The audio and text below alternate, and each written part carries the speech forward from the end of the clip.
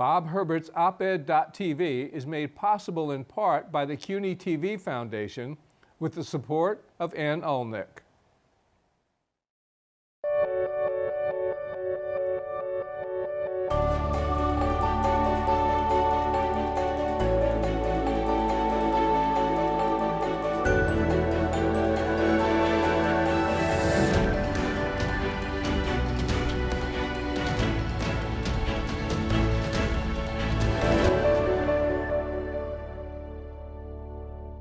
Hi, I'm Bob Herbert. Welcome to OpEd.tv.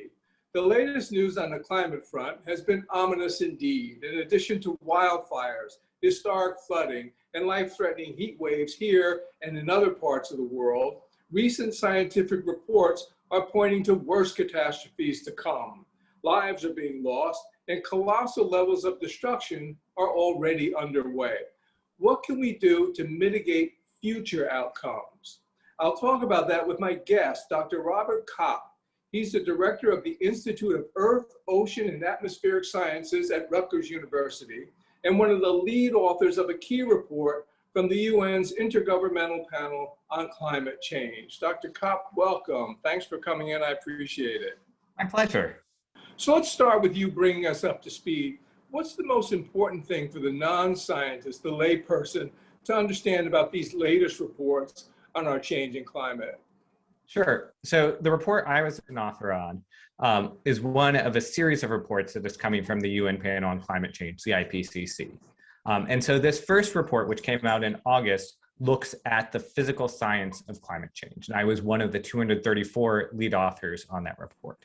The next two reports coming out in February and March are going to look at the impacts of climate change and how we adapt to them and mitigation of climate change. So what we can do to reduce our greenhouse gas emissions and the amount of climate change we experience. But from this report, focused on the physical sciences, there are a few key messages.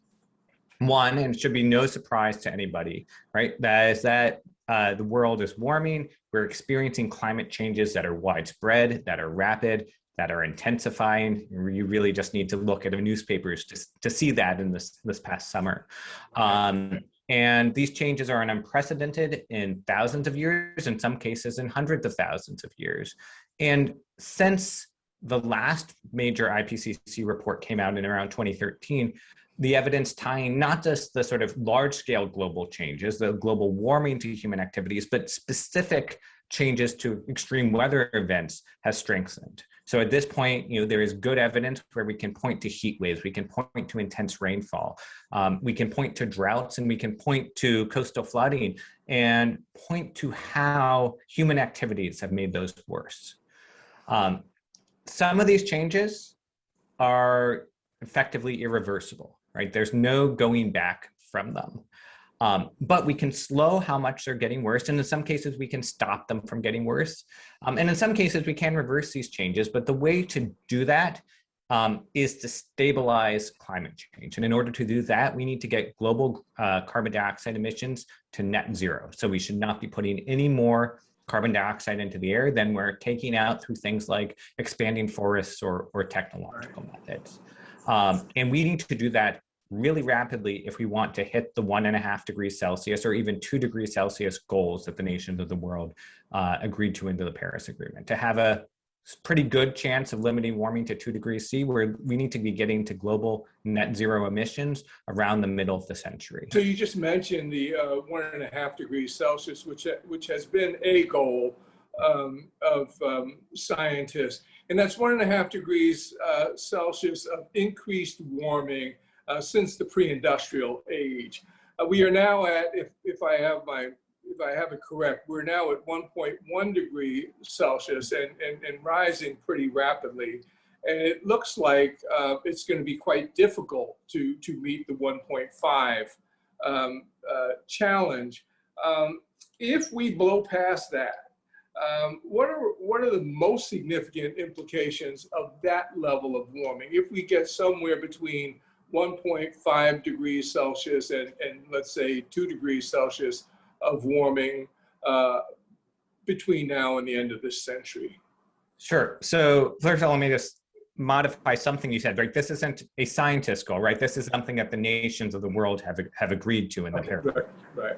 Um, and I mean, I think one thing to be careful of is that there are no magic thresholds that we're clearly aware of anyways, right? Every ton of carbon dioxide, every bit of greenhouse gas we emit into the atmosphere makes climate change a little bit worse. So, one of the findings of this report is that, essentially, even with very stringent emissions reductions, we're going to overshoot 1.5 degrees Celsius a little bit, although we might be able to come back to 1.5 degrees C by the end of the century. But whether we're talking 1.5 degrees Celsius or 2 degrees Celsius, right? Either of those targets requires getting to global net zero emissions within the next few decades. And right, what's the difference? Well, we're already experiencing dangerous impacts from climate change, right? We're already experiencing more intense heat waves. We're already experiencing more intense rainfall. Hurricane Ida just came through our region not long ago when we were recording this, and it had really intense rainfall, caused historic flooding, and that flooding would not have been as intense without the effects of human-caused climate change. And so with every bit of warming, we're making those effects more intense, right? So we're intensifying those heat waves, we're intensifying that rainfall, we're intensifying droughts, we're making sea level rise a little bit faster. And so, there's a substantial difference between 1.5 and 2 degrees C, but it's a continuum. It's how many people are exposed to these extreme events in a typical year, how frequently they're coming, and whichever level we stabilize at. Stabilizing the climate gives us some opportunity to adapt. That is much harder to do if we keep letting things accumulate and get worse. Now, whatever our goals are, at the moment, we are not moving in the right direction. It seems that what I read was that one of the things we have been trying to do was to slow the emissions of planetary warming gases. These are primarily carbon dioxide and methane. We need to have a decrease of 25% over the next, this is a very short period of time, a decrease of 25% over the next 7 or 8 years by the end of this decade, I guess. And what in fact seems to be happening is that instead of that 25% decrease, we have an increase, perhaps as much as 15 or 16% over that period of time. So my question is, if you were waving a magic wand, if you could somehow be in a position where you could set policy, what would you have governments do in terms of policy? And what would you have ordinary people do in terms of their personal behavior?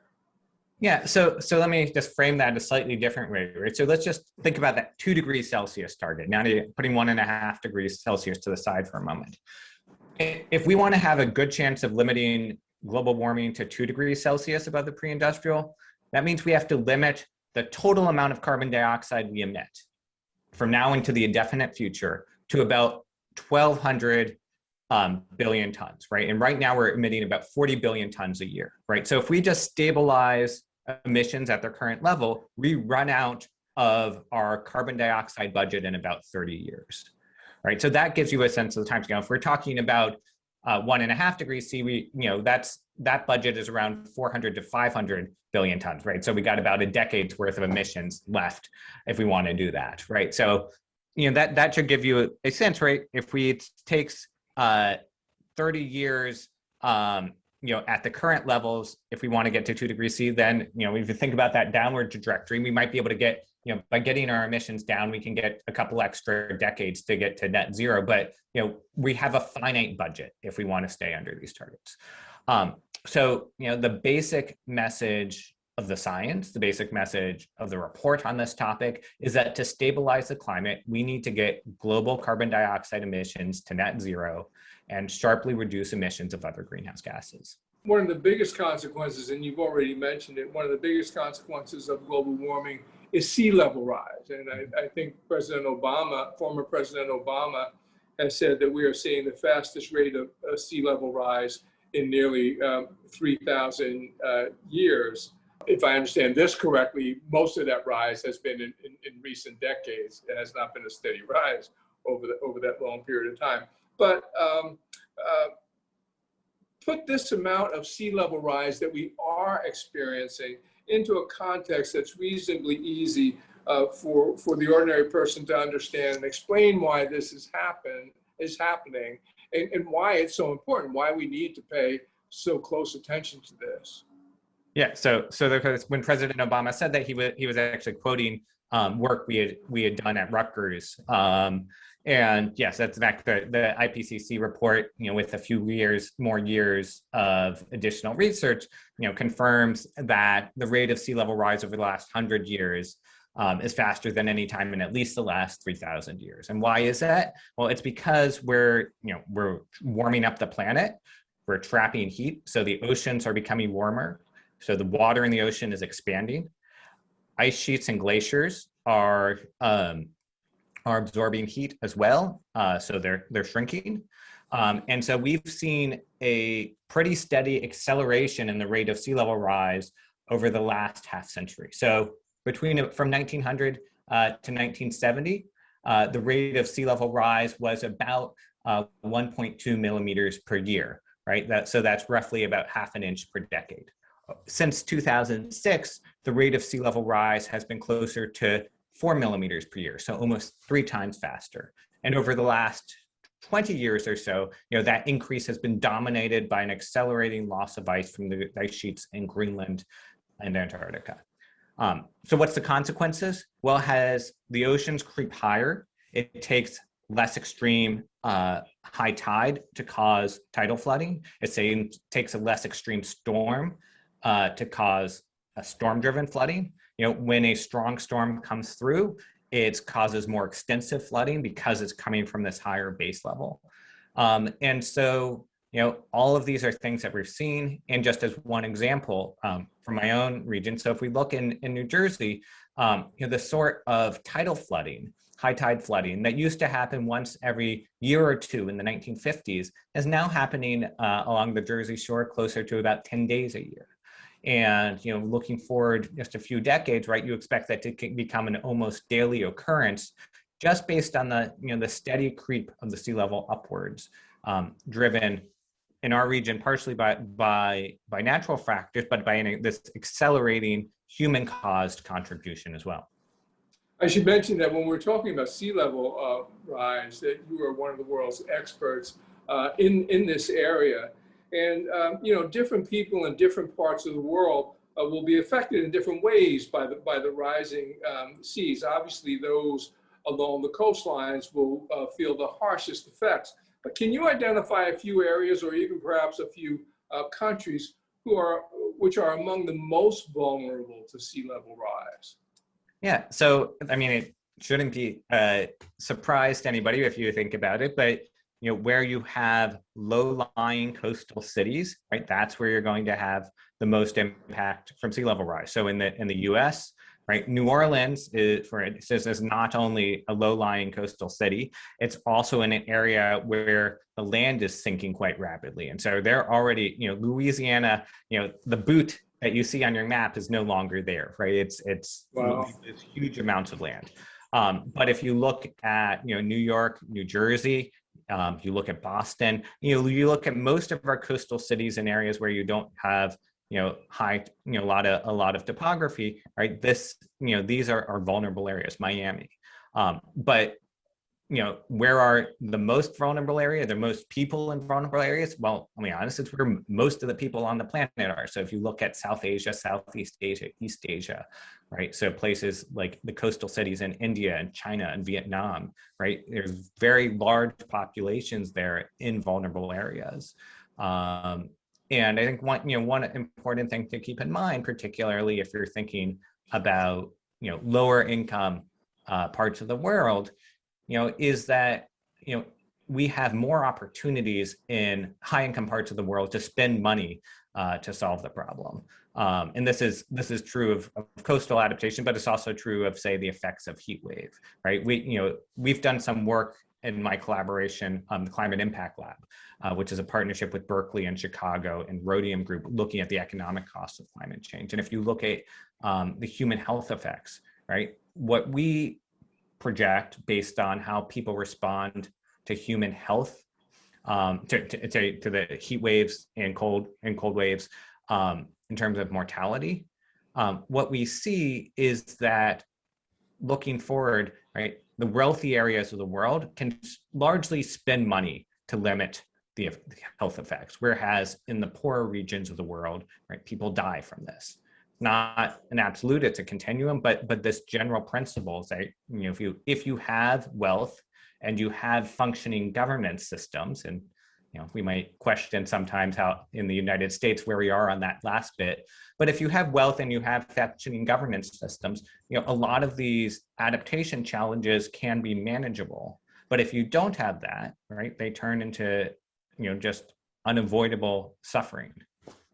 So speaking of those adaptation challenges right here in the metropolitan area, if we're talking about New York, New Jersey, parts of Connecticut, for example, we're already dealing, as you've mentioned, with some of the consequences of climate change and sea level rise. So if we're talking specifically about sea level rise, can you talk a little bit about some of the ways that we here in the metropolitan area are some of the things that we're doing to adapt to the sea level rise, and also some of the things we're doing to try and mitigate the consequences? Yeah.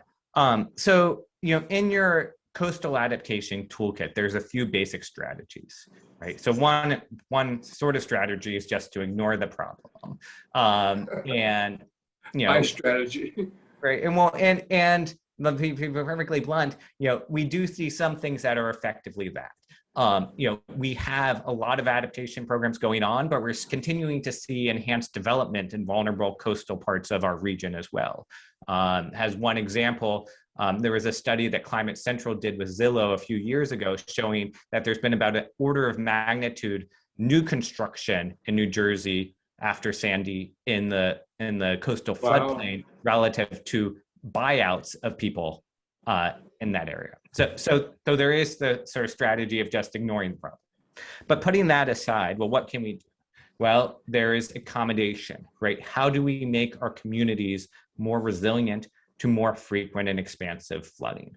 And so in that toolkit, there are both social things, and that can be things like evacuation routes. There can be economic measures, so various sorts of insurance strategies. There can be structural things. So like elevating houses is something that, you know, we see a lot now along the Jersey Shore. There's also things like, you know, making room for the waters to come in and go out. The next sort of strategy is to build hard protective structures. So, you know, in Manhattan, we're seeing things like the East River Project, right? So barriers to help keep out water, Right. You know, and where you have dense populations of people and dense populations of capital, you know, and the geology permits it, right? Those are natural places for those sorts of hard protective structures. So, you know, things like the Thames Barrier in the UK. And then there is relocation, right? So at some point you say, well, some areas may in the future or are now just not areas where it's cost effective to defend or accommodate. And there you do things like buyouts. So we've seen some buyouts, as I mentioned, after Sandy in the Jersey Shore, in places like Woodbridge, and in places like Staten Island as well. And you know, that is also, and zoning policy that goes along with that's all in that toolkit as well. Now, the challenge is that we don't know the future, right? And you know, future sea level rise is uncertain. It's uncertain partially because it depends upon our future greenhouse gas emissions. Right. So the amount of sea level rise we might see if we let emissions grow on a sustained basis can be much higher than if we manage to stabilize emissions and hit some of the ambitious targets in the Paris Agreement, right? So it's uncertain because of emissions. It's also uncertain because particularly in those higher emissions futures, there are physics that might come into play in places like Antarctica that we don't fully understand. So to go back to the IPCC report, you know, we could not rule out under a high emission scenario that ice sheet instabilities could lead to sea level rise approaching 7 feet globally by the end of the century, whereas the same sort of analysis led us to think that If we're on a Paris Agreement consistent trajectory, probably can close to rule out sea level rise exceeding about 3 feet. Right. So those are two big sources of uncertainty. And so you don't want to tell communities they have to plan as though 7 feet in this century is a certainty, because it's not. At the same time, you can't rule out the possibility. And so you need to be thinking about contingencies. You need to be thinking about, well, how do we avoid creating more risk, creating the potential for more damage if we do turn out to be in this unlucky state of the world. And so, one of the things that we are working on at Rutgers and with partners at institutions like Columbia and the University of Pennsylvania and Penn State is the science to help communities think dynamically about this problem. So how do we help communities think about, well, what choices can we make now? How do they affect our future options? How will land use decisions or protection decisions affect where people choose to move? How will that affect our community budgets? So this entire dynamic process is a hard system that we're trying we're launching this new project with support from the National Science Foundation, a project called the Megalopolitan Coastal Transformation Hub that's intended to help to build the scientific base and help communities work through this. And I think we need these sorts of deliberative processes. We need democratic engagement, thinking about the future of our communities, and it needs to be based on science. It needs to be aware of the worst case possibilities, but not fatalistic about them. We've only got a couple minutes left, but I'm really curious. You're a geobiologist. Can you tell us how it is that this came about? What drew you to that as a discipline? And then as you got into it, what caused you to focus not just on climate change, but particularly on sea level rise? Yeah, so I mean, at this point, I'm sort of a geobiologist by historical or biographical legacy, right? That's what my PhD. And I did work when I was a young scientist on sort of the long-term evolution of Earth's climate and how the evolution of the first organisms that could make oxygen, reshaped Earth's climate. And that is really interesting. And there's still a lot of interesting work going on in that area. But ultimately, I sort of wanted to take the skill set I learned there and apply it to address the challenges we're facing, and in the 21st century around the climate crisis. And so I benefited deeply from a partnership when I was a young postdoc with somebody who I know is a friend of yours, Michael Oppenheimer at Princeton. Right. Great man. Yes, wonderful man. And he steered me towards the sea level question. And so, I picked up that thread there. I also spent a couple of years in the Obama administration as a science policy fellow, working at the Department of Energy's policy office. So that's sort of where I got more into the climate policy side. And then I brought both of these to bear over my last decade at Rutgers, where, I've been looking at sea level risk and climate risk more broadly, and how we can use our scientific understanding of these to lead to better decisions. Since this is the greatest challenge of our time, it seems like you chose wisely. I mean, you're right on the cusp of the most important thing facing humanity at this moment. We've been speaking with Dr. Robert Kopp, who is the director of the Institute of Earth, Ocean, and Atmospheric Sciences at Rutgers University. Dr. Kopp, thank you so much for joining us. I appreciate it. My pleasure. And to our viewers, thanks for watching, and we'll see you next time.